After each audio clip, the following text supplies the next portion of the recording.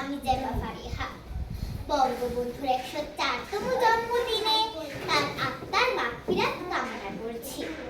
বঙ্গবন্ধুর জন্মদিনকে ঘিরে তার কনিষ্ঠ কন্যা শেখ রেহানার লেখা বাবা শিরোনামের কবিতাটি সর্বপ্রথম আবৃত্তি করেছিলেন মাননীয় প্রধানমন্ত্রী জননেত্রী শেখ হাসিনা। আজ আমি সে আবেগঘন কবিতাকে আবৃত্তি করার সর্বোচ্চ চেষ্টা করছি। সবাই চুপ করো। বাবা, জন্মদিনে প্রতিবার একটি ফুল দিয়ে শুভেচ্ছা জানানো ছিল আমার সবচেয়ে আনন্দ। আর পাবো না সেই সুখ, আর বলতে পারবো না শুভ জন্মদিন। কেন এমন হলো? কে দেবে আমার প্রশ্নের উত্তর? কোথায় পাবো তোমায়?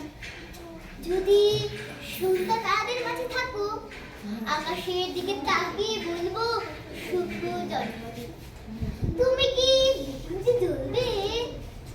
যদি বিশাল সমুদ্রের সামনে ঢেউ ধরে খেলার মাঝে থাকো, বলবো শুভ জন্মদিন। সমুদ্রের গর্জনে শুনবো কি তোমার বজ্র কণ্ঠ? পাহাড়ের চূড়ায় যেখানে মেঘ, তুমি কি ওখানে? তাকিয়ে বলবো শুভ জন্মদিন। এক টুকরা সাদা মেঘ ভেসে যাবে, ওখানে কি তুমি?